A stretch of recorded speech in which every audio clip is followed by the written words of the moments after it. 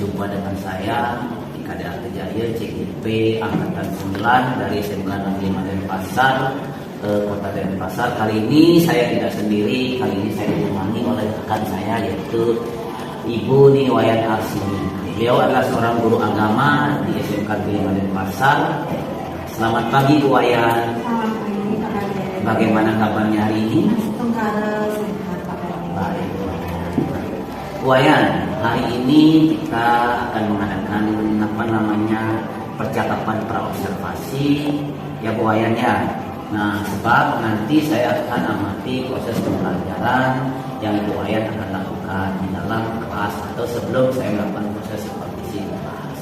Baik. Nah, adapun tujuan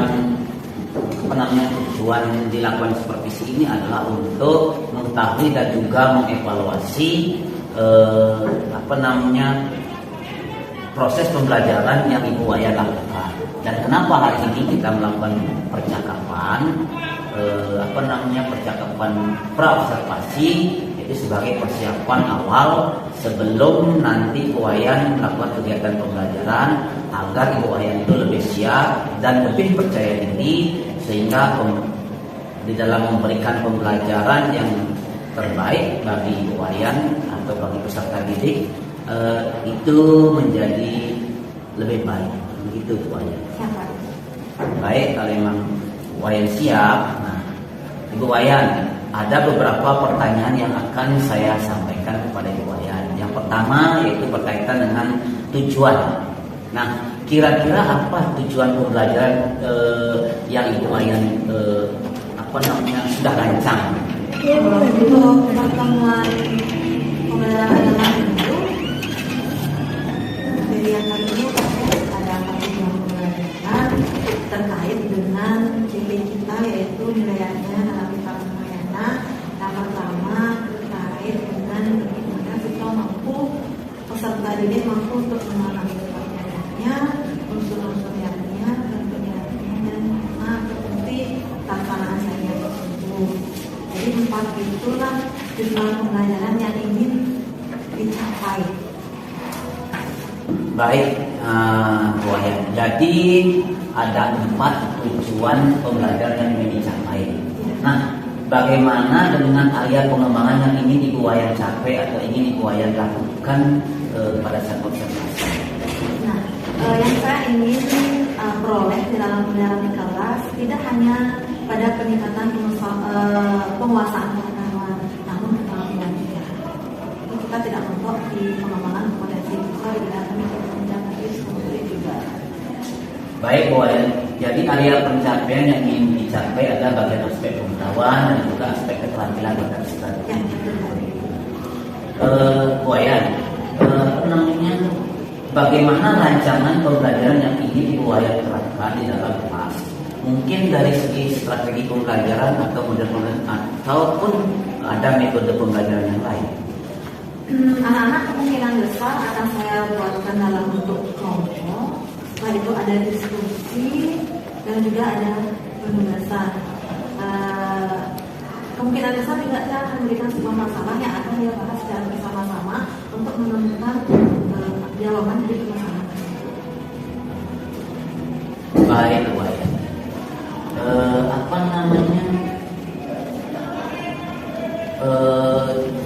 Untuk model pembelajaran apa yang Bu Wayan rencanakan?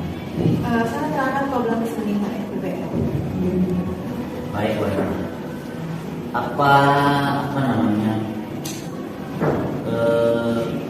Jadi yang Ibu Wayan akan lakukan atau terapkan di kelas tersebut adalah menggunakan strategi pembelajaran berdiferensiasi. Ya, benar-benar bakat siswanya. Berdiferensiasi yang diintegrasikan dengan pembelajaran sosial dan emosional, yaitu menggunakan model pembelajaran problem based learning atau PBL, dan juga dengan metode diskusi kelompok dan kemudian penugasan dan juga adanya tanya jawab ya Bu Wayan. Baik. Ya. Nah, bagaimana dengan media pembelajaran yang akan Ibu Wayan gunakan di dalam kelas nanti? Media pembelajaran yang rencananya yang pakai berupa PowerPoint materi, LKPD, dan beberapa soal terkait dengan materi yang disampaikan. Baik. kira-kira kapan Ibu Wayan akan melakukan kegiatan pembelajaran tersebut, di hari apa dan di kelas berapa, dan kira-kira jam berapa itu? Nah, kebetulan di hari Rabu ada di jam 8.09 di kelas 10 PH 5. Berarti apa namanya? Jadi nanti di hari Rabu depan di kelas 10 PH 5 di jam 8 sampai 9. Nanti saya akan datang ke kelas Ibu Wayan ya untuk melihat bagaimana proses pembelajaran yang Wayan lakukan. Saya akan melakukan supervisi kelas dan juga saya akan melihat dan juga akan mencatat hal-hal apa yang terjadi pada saat Ibu Wayan melakukan pembelajaran di kelas ya Ibu Wayan ya.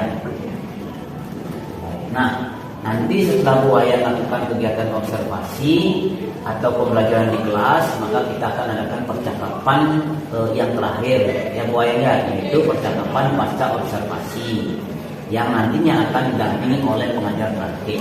Siap Bu Wayan? Siap. Mohon bimbingannya nanti. Baik Bu Wayan. Sebelum kita akhiri percakapan kita, Bu Wayan, kira-kira apa yang didapatkan dari hasil percakapan kita hari ini Bu Wayan? Saya mendapatkan tambahan wawasan ketika selesai berdiskusi dengan Pak Kadek, penyempurnaan rancangan pembelajaran yang akan saya lakukan di bulan depan. Jadi wawasannya lebih terbuka terkait dengan model pembelajaran yang akan digunakan maupun strategi yang akan digunakan. Baik Bu Wayan, nah, terima kasih atas waktunya Bu Wayan dan sudah bersedia berbincang-bincang dengan saya di percakapan praobservasi sampai bertemu di kegiatan observasi di hari Minggu depan di kelas ya Bu Wayan ya. Ya, Pak Kadek. Baik, nah demikianlah percakapan hari ini yang kami sampaikan. Saya sebagai CPP, sebagai observer untuk melihat proses pembelajaran yang Ibu Wayan lakukan nanti. Itu karena sudah kita bercakap-cakap terkait apa yang Ibu Wayan sampaikan dan juga beberapa saya catat. Nah, terkait itu saya cukupkan sampai di sini, sampai ketemu di dalam observasi kelas. Untuk itu saya ucapkan terima kasih sekali sama Bu Wayan dan dengan para peserta. Om Santi Santi Santi Santi. Sampai jumpa Pak Kadek. Sama-sama Bu Wayan, terima kasih. Terima kasih Bu Wayan. Terima kasih kembali Pak Kadek.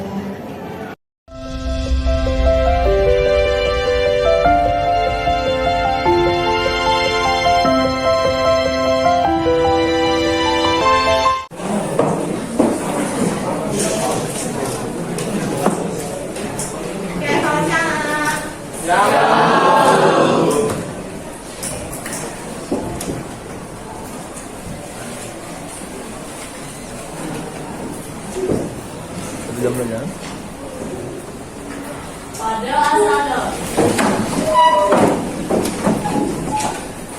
Tangan jari. Om Swastiastu.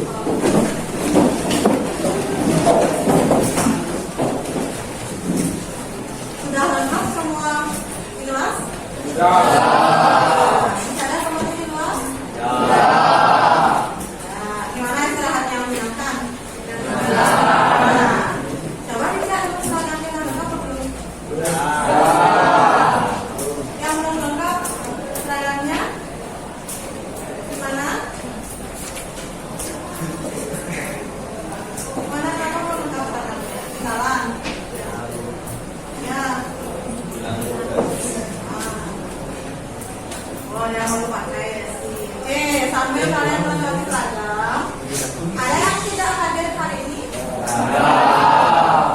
Siapa yang tidak hadir hari ini? Siapa? Nanti absennya dulu ya. Ya, Bu. Kamu masih sekolah?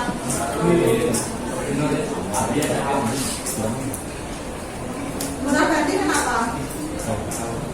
Tidak ada keterangan? Tidak ada teman-teman kita di Bapak Ori?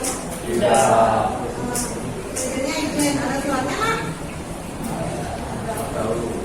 Ada pemberitahuan dari BK? Pak Orinya?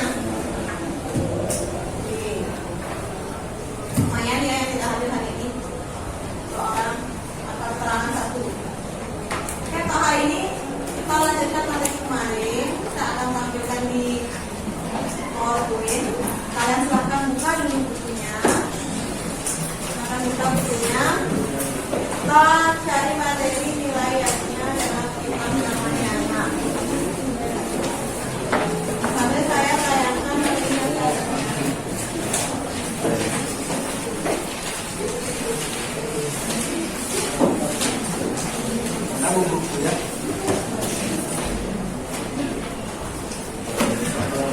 Pastikan kendalanya baik, nah. Akan seragam yang baik supaya kalian nyaman belajar.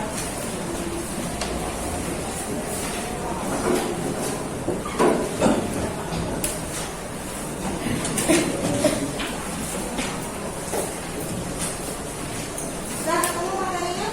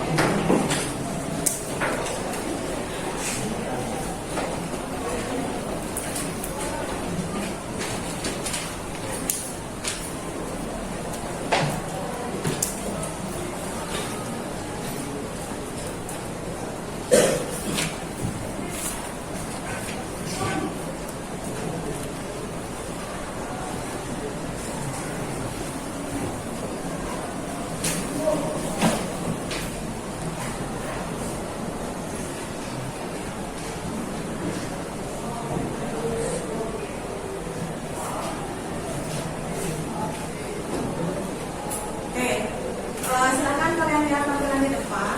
Untuk pembelajaran hari ini kita mempelajari 4 materi yang ingin kita capai pada pembelajaran ini adalah 4 ini. Kalian mampu untuk memahami dan mampu menganalisis pengertiannya yang pertama. Yang kedua, kalian mampu menganalisis unsur-unsur yang terkandung dalam ayatnya. Dan yang ketiga, kalian mampu untuk menganalisis dasar hukum pelaksanaan ayatnya. Dan yang terakhir, kalian mampu memahami dan menganalisis bentuk-bentuk ayatnya. Sebelumnya kan saya sudah pernah menjelaskan dan kalian mengeksplorasi sendiri terkait dengan cerita Ramayana, ayatnya secara umum. Kalian sudah tahu itu kisahnya, kalian sudah literasi diri sendiri dari berbagai sumber, baik itu dari buku maupun dari internet atau yang lainnya. Nah, sekarang kita merujuk ke nilai ayatnya. Kita lihat dulu apa sih itu ayatnya, pengertian ayatnya. Yang notabene kalian di telinganya kalian itu sudah tidak asing lagi mendengar kata ayatnya. Setiap hari ayatnya. Hari ini pun kalian apakah sudah sembahyang? Nah, sudah sembahyang. Hari ini bertepatan dengan hari raya apa? Ada yang tidak tahu hari ini ada keluar? Ada? Ya, yang non-Hindu ya wajar tidak tahu. Nah, tapi yang non-Hindu juga tahu kok Kliwon. Dia mempercayai sama seperti kita. Kliwon dia percayai dengan sebagai hari yang mistis. Kita juga sama seperti itu. Kita menunjukkan hari-hari berdasarkan keluaran, berdasarkan pengumuman pertemuan keluaran dengan buku. Sekarang aja Kliwon, besok purnama. Kalau nggak ada pengumuman, kan tahu nggak besok purnama? Pernah nggak? Lihat di kalender kalau besok purnama. Tahu? Purnama apa besok? Purnama saja kapan sih kapan? Purnama saja kapan? Katanya yang cowok-cowok sudah mulai membuat goh-goh. Kalau goh-goh yang datang, goh-goh itu selesai apa? Sama itu sama apa? Kelima. Kalau nyepi itu selesai kelima? Kesana. Oke. Berarti besok purnama? Seorang kesana? Tentu 11, 9, 10.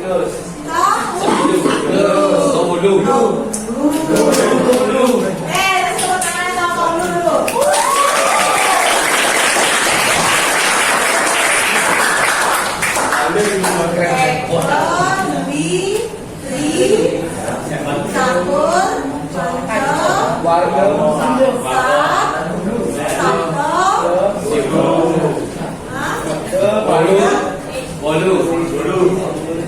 Marga. Nanti kita pelajari lagi ya. Oke, yang pertama. Nah, pengertian-nya.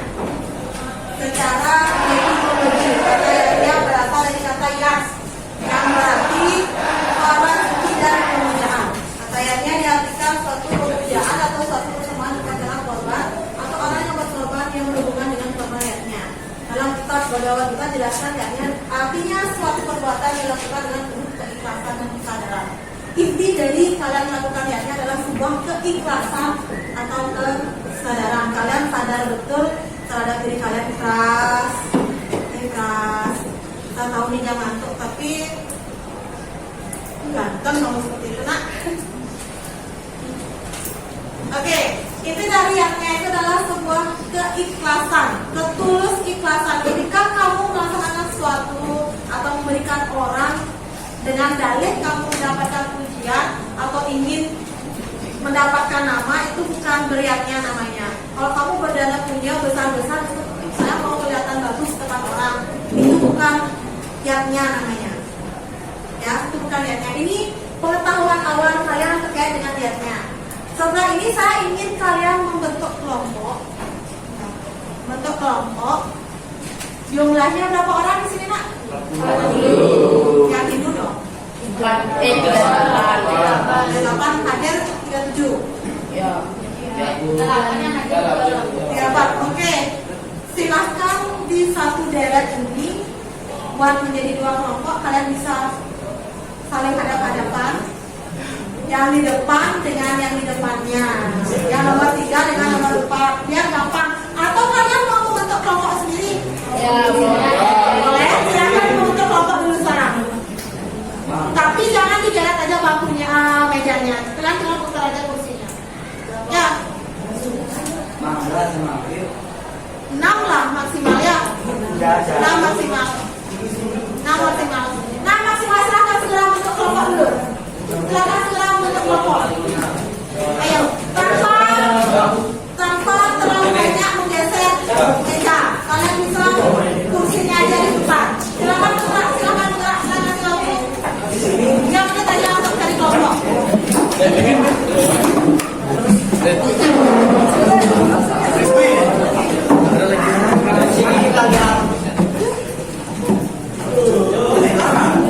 Nah, yuk ingat nggak apa-apa duduk di sana. Mana yang duduk di sana kamu masuk nah. Itu belum kasih tahu. Jangan masalah ya. Kalian berkelompok, oke. Saya ingin kalian mendiskusikan sebuah fenomena yang terjadi di masyarakat. Ini terkait dengan pengertian-nya, ya. Nanti saya ingin kalian mendiskusikan fenomena yang terjadi di masyarakat. Kita lanjut dulu.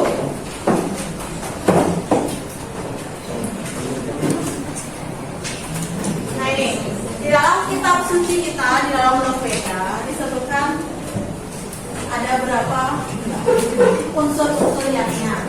Yang pertama, kalau kalian sudah untuk diskusi kelompoknya, bisa lihat ke depan dulu fenomena, baru kalian diskusikannya bisa agak ke depan dulu biar bisa lihat. Biar nggak senior nanti kelihatannya urusannya itu. Oke, ada 4 atau 5? Berapa? Ada karya, ada saya, ada bukti, ada berarti 4 unsur ini adalah unsur-unsur yaknya yang tertuang dalam kitab Veda Mandala 8 Sutta 40 Mantra 4. Untuk melakukan sebuah yaknya mengandung unsur-unsur yang pertama karya, perbuatan. Setiap kalian melakukan yaknya pasti kalian berbuat kan, tidak diam? Berbuat kan, menolong orang berbuat, sembahyang berbuat, melakukan sesuatu. Terus saya tulus ikhlasan, ini yang terpenting. Tulus ikhlas. Kalau masih ada motif ingin pamer, ada tidak ikhlas ini, kasih dan yang pinjam segitu lagi tidak ikhlas namanya. Kalau kalian memang ingin menolong orang, apalagi kalian mungkin melihat orang yang patut kalian tolong di jalan raya seperti itu, kalian ngasihnya kasihan, nanti itu kamu punya uang disisihkan dikasih, itu yang namanya bayarnya. Terus ada budi kesadaran, kamu sadar dalam melakukan perbuatan itu bukan atas dasar perintah orang lain. Kita disuruh beriatnya sama orang tua kita, belum tumbuh kesadaran diri kalian. Yang terakhir adalah persembahan, yakni identik dengan persembahan. Kalau Hindu Diwali identik dengan upacara yang unsurnya adalah upacara. Canang yang kalian aturkan itu adalah sebuah persembahan dalam konteks niste. Kalau bantennya itu sudah mulai dalam konteks utama, tapi nanti ada bagiannya lagi. Oke, berikutnya alasan karena kan itu keikhlasan. Kalau misalnya nih kita melakukannya sama seperti yang bilang Bron, karena belum selesai, itu ada alasannya dong. Jadi dia nolong temennya cuma karena aku cuma belum selesai, biar aku harus nolong dia biar bisa lulus selesai, itu kan ada alasannya.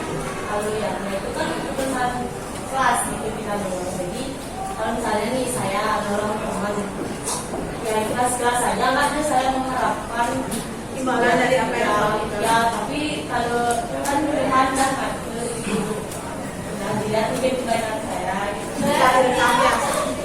Tuhan itu CCTV berjalan ya, tanpa kalian harus menutup-nutupi atau memperlihatkan. Tuhan itu maha tahu, maha mengetahui segala yang ada. Kalau kalian doa sama ibu, mungkin keterbatasan manusia nggak punya dua mata. Oke, terima kasih Anda, kasih aplaus dulu.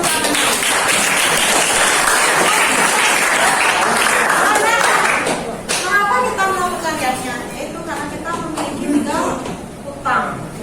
Trirana, Dewarana, masih ingat kan? Ya, karena kita memiliki utang pada para dewa, pada para dasi dan para leluhur. Kita bayar dengan melaksanakan yang namanya yatnya. Tujuannya kita melakukan yatnya ya ini mengamalkan ajaran agama Hindu, meningkatkan kualitas kehidupan kalian yang kualitasnya belum baik dengan melaksanakan yatnya.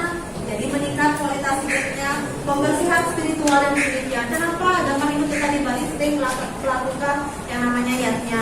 Taur, agung, Bu. Kenapa sedikit-sedikit baru kemarin disuruh mencaru, Bu? Dan pergantian sakit katanya sampai jelek. Bu, saya di rumah udah nancap salah cucuk di depan, Bu. Nah, inilah tujuannya untuk penyucian buana mangkok maupun buana alit.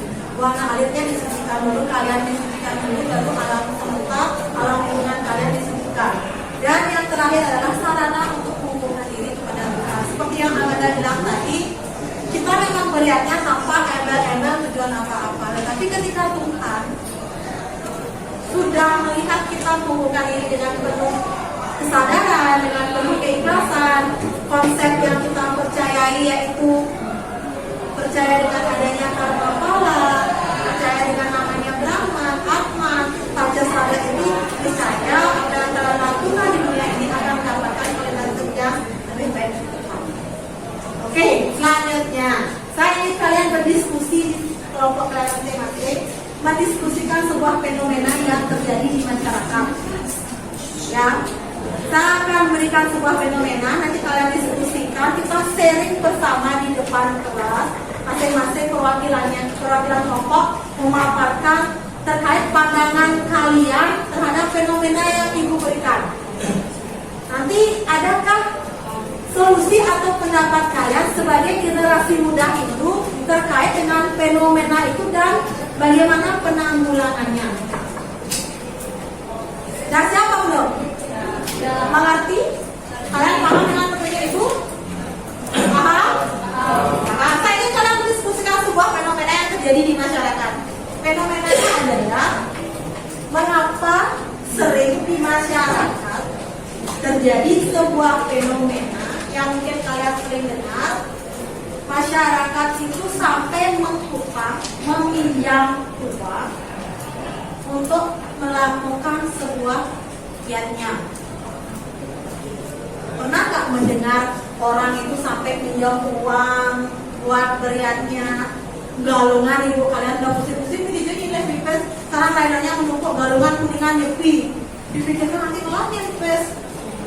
Terus untuk pulang kok tetangga saya bisa bawa banter. Wah, saya harus sama dong sama itu. Nah, bagaimana pandangan kalian kalian sebagai generasi muda itu, apakah masih cocokkah itu diterapkan sekarang ketika yang lain bawa Banten besar, Banten megah, tinggi, kita juga harus menyamai Bantennya ataupun bisa melebihi. Padahal kondisi kita tidak sesuai dengan harusnya kita membawa Banten. Kita nggak punya uang segitu. Sekarang bukunya lomba, semakin tinggi Banten, semakin banyak uang, semakin banyak minuman dingin yang dipakai, semakin kelihatan bagus.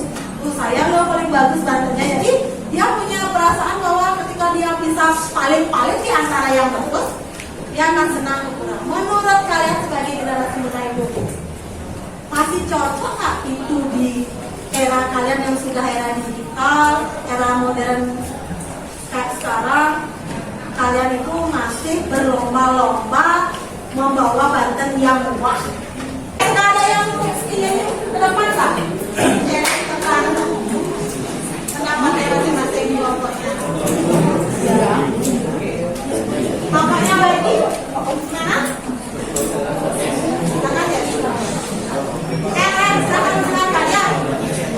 Kalau ada mungkin yang beda pendapat, ayo kita sharing bersama.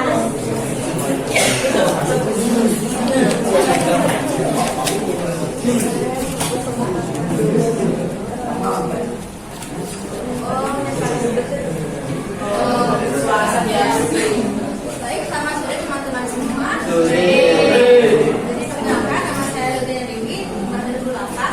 Jadi dirinya saya di sini adalah untuk menjelaskan ke kalian mengenai pertanyaan yang sudah Ibu Asmi jelaskan tadi. Nah, pertanyaan saya yang pertama adalah, apakah cocok di era kita yang dimana generasi muda sekarang ini untuk berlomba-lomba melebihi Banten orang lain agar lebih wah, ya orang lain di sini Bantennya seperti ini, kita harus lebih. Oh dia di sini biru, oh kita harus menolakkan budaya di sini. Itu misalnya. Nah sebenarnya menurut pandangan saya dan teman-teman pemula sendiri, tidak harus di era kita sekarang. Mungkin kita sebagai anak muda berbicara kepada orang yang lebih tua. Setelah ibu kita ingin melebihi Banten terutama kita misalnya. Kita bicara kepada diri kita kan, seperti ini dan boleh. Mungkin ibu kita bakal ngomong enggak sama dia sebenarnya itu enggak mesti di era yang sekarang. Karena apa? Karena kita untuk diatur, kita apalagi sampai berhutang kepada orang lain, kita untuk menyembahkan ibadah itu kepada yang maha kuasa yang widi. Apakah kita harus berhutang untuk meyakinkan Banten yang kita serahkan kepada yang di atas itu? Tidak kan? Yang dilihat itu bukan dari Bantennya, dari di mana kita tulus dan ikhlasnya untuk melaksanakan yang tersebut. Dan yang dilihat itu adalah kualitas diri kita, bukan kualitas Banten kita. Kalau dari yang lain, isinya ini, isinya itu, sebenarnya itu sama sekali tidak penting. Kita harus menyesuaikan apa yang kita mampu. Ekonomi kita tidak berada di atas yang lain, dan kita juga harus juga menyamai Banten kita karena yakin kita dengan orang itu. Kita nggak harusnya seperti itu. Kalau kita komunikasi ini, kita harus bisa membuat Bantennya sendiri yang lebih apa. Yang penting kan kita untuk beriadah, yang kita untuk menyembah kepada dalam diri dan juga kepada Tuhan yang di atas. Dan yang dilihat itu kan bukan Bantennya, tapi dari mana kota kita dalam mempertimbangkan yang tersebut kepada sendiri. Baik, sekian yang saya dapat sampaikan dari diri saya dan pengurus saya. Untuk itu, sekian saya dapat terima kasih bagi kalian sudah merespon dengan baik. Jadi saya ucapkan makasih.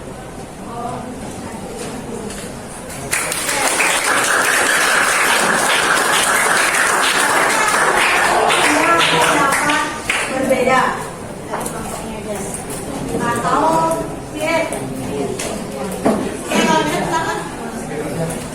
intinya dari yang dibilang sama Jessica tadi, dia melihatnya maaf Regina, tahu saya juga di sini nama-namanya. Mungkin tolak ukurnya dari orang lain kalau melihatnya, dari keadaannya dia mampu, bagaimana dia ikhlas, bagaimana dia menunjukkan bahwa ini yang saya punya, saya buat sendiri, saya ikhlas segitu kemampuan saya, kenapa saya harus bertitik tolak dengan punya orang lain? Saya punya dengan yang punya saya kembangkan itu dengan seperti ikhlas. Yang lain bagaimana? Dayu. Silakan.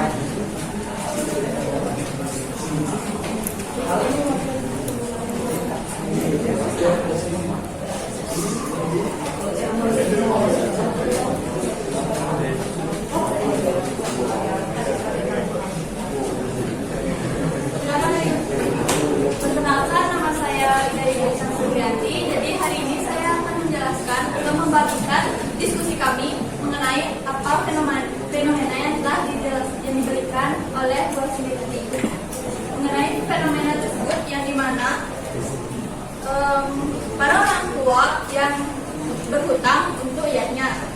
Pendapat kami sebagai generasi sekarang atau generasi muda, fenomena ada yang berhutang untuk ayahnya, kita hanya cukup dengan melengkapi sarana-sarana. Yang dimaksud adalah jika sarana yang digunakan untuk mengobatan itu tidak terlalu penting atau hanya sebagai pemanis dalam obatan tersebut, lebih baik tidak digunakan. Jadi kita hanya melengkapi sarana-sarana yang digunakan untuk mengobatan. Unsur pokoknya ya. Unsur pokoknya. Dan sebagai contoh yang tidak untuk berlomba-lomba, untuk membuat bantan itu sendiri sama hubungannya dengan apa yang telah saya katakan tadi, yang dimana kita untuk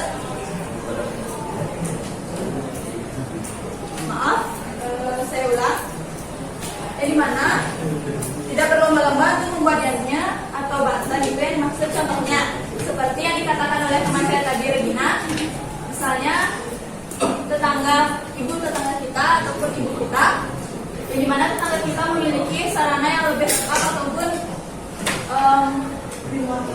lebih luas untuk bantuannya sendiri, sedangkan ibu kita merasa seperti saya juga sepertinya seperti itu, kecewa sama bantuannya. Ya, jadi untuk cara mengantisipasinya itu kita bisa menyadarkan orang tua kita atau ibu kita dengan cara kita menasehatinya dengan menjelaskan juga dengan materi-materi yang kita ketahui tentang bantuan-bantuan atau sarana-sarana yang kita ketahui. Baik, sekian dari saya. Terima kasih.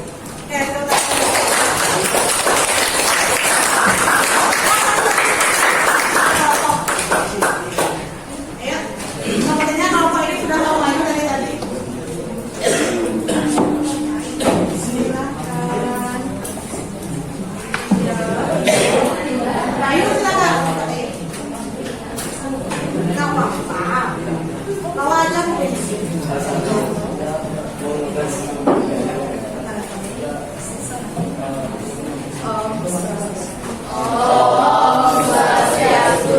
sini saya akan mengajukan pendapat tentang mengapa sih orang Hindu banyak yang seperti meminjam uang untuk menjalankan niatnya.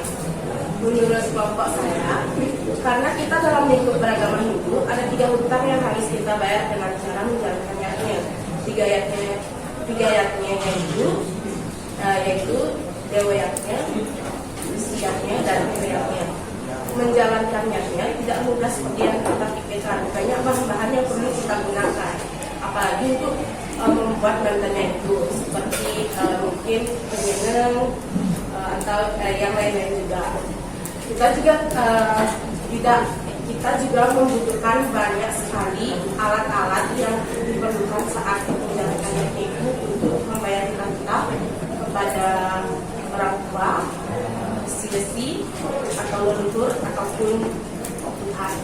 Jadi menurut saya itu wajar karena saya juga pernah mendengar bahwa pebayuhan juga biaya tidak hanya sedikit, bisa sampai juga jutaan, dan juga potongan itu juga sampai jutaan mungkin, seperti motonan itu banyak sekali, sudah termasuk dengan banten-bantennya, dan yang disediakan itu berupa lebih guling. Itu juga harganya tidak mudah, tidak 20.000, melainkan sampai 3 juta, 4 juta. Sekian dari kelompok saya.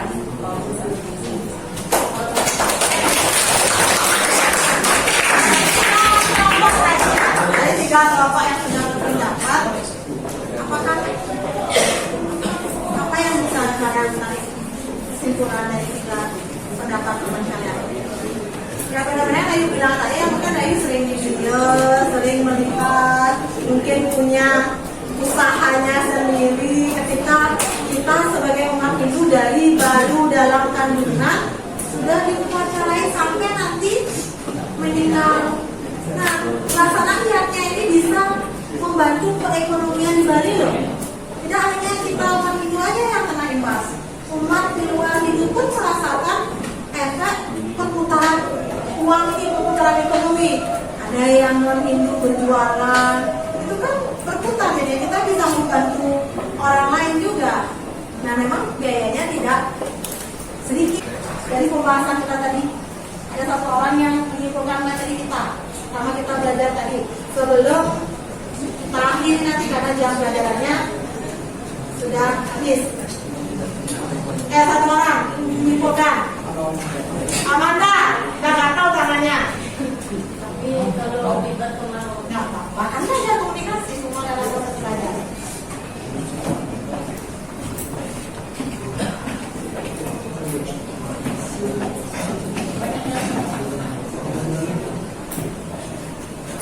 Oke, di sini perkenalkan, nama saya Tri Amanda Sugiani. Di sini saya akan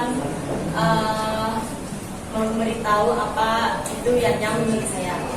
Yatnya adalah kita memberi sesuatu tanpa pamrih, yaitu ketulusan ikhlas dan tidak ada pamrihnya. Jadi yang menurut saya yang kita bahas tadi itu kan tentang upacara, gimana biar saling berlomba-lomba. Menurut saya itu nggak perlu. Menurut saya yatnya itu adalah ketulusan di mana kita memberi kepada Tuhan. Jadi Tuhan itu nggak seperti kita yang baru kita memberikan sesuatu, terus dia tuh kayak minta lagi sesuatunya itu biar dia juga diperlakukan seperti itu. Tuhan tuh nggak seperti itu. Tuhan itu melihat keadaan kita, gimana misalnya nih kayak saya ini kan waktu bapak saya sakit itu ada waktu galungan itu galungan kan Bu. Nah jadi saya itu sama sekali nggak ada uang atau nggak ada apa ya, karena kan fokus jagain bapak semuanya. Nah pada saat itu saya nggak beli bantuan, nggak meraingan. Ibu saya bilang apa ibu saya bilang nggak apa-apa, mungkin bulan 6 bulan lagi masih ada lainan lagi kita nyusul ibu, karena kan keadaannya lagi gini. Tuhan juga pasti tahu, dan Tuhan juga kata ibu saya sih, Tuhan juga nggak mungkin dia marah sama kita karena kan keadaan kita seperti ini.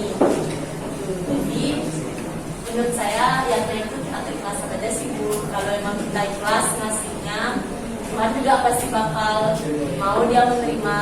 Dan mungkin kalau misalnya ada lebih, kan itu tentang tadi penting berlomba-lomba menjadi yang mana lebih besar gitu.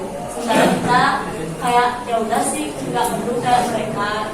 Tapi menurut saya kalau misalnya ada bonus kita punya, ada juga baiknya kita lebih mengajarkan lebih ya ucapan syukur, tapi itu juga dengan ketulusan ikhlas, bukan tentang kita ingin menyayangi tetangga kita. Itu sih menurut saya. Jadi kesimpulannya itu adalah kita melakukan yatnya itu yang penting tulus dari hati, enggak bukan karena kita ingin menyayangi atau apalah itu.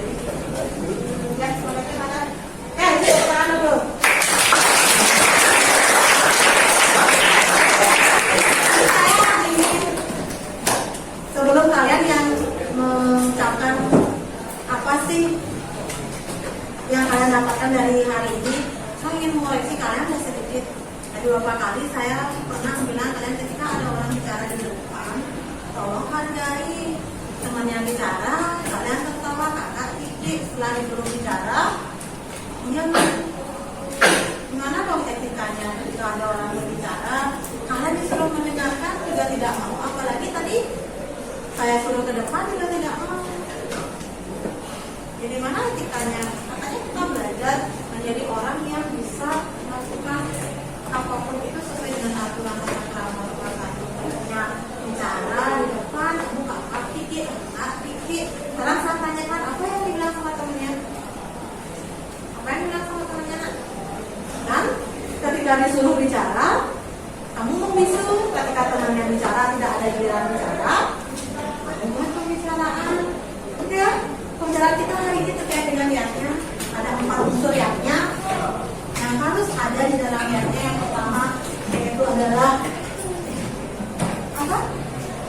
sebuah perbuatan, karya, berkarya, ada kesadaran, budi, dan ketulus ikhlasan. Itu 3 hal. Ada lagi satu apa? Apa tuh? Bersemangat. Nah, bagaimana kalian senang nggak belajar hari ini? Ada yang tidak senang belajar hari ini? Sudah. Ya, oke. Untuk hari ini kita cukupkan dulu materinya sampai di unsur-unsur yatnya dan latar belakang yatnya. Ada yang ingin bertanya? Nah, untuk minggu depan materi kita lanjutkan ke bagaimana implementasi yatnya dalam kehidupan sehari-hari sebelum kita merujuk ke nilai yatnya dalam kitab Ramayana. Nah, tidak ada yang ingin didiskusikan lagi? Nah, oke, untuk hari ini karena jamnya sudah habis, mari kita akhiri pembelajaran hari ini dengan para musan. Nanti silakan setelah pembelajaran selesai kalian kembali ke tempat masing-masing, kembalikan kursinya supaya besok kalian belajar paginya sudah baik lagi tempat duduk kalian. Kita akhiri dulu pembelajaran. Pada sana.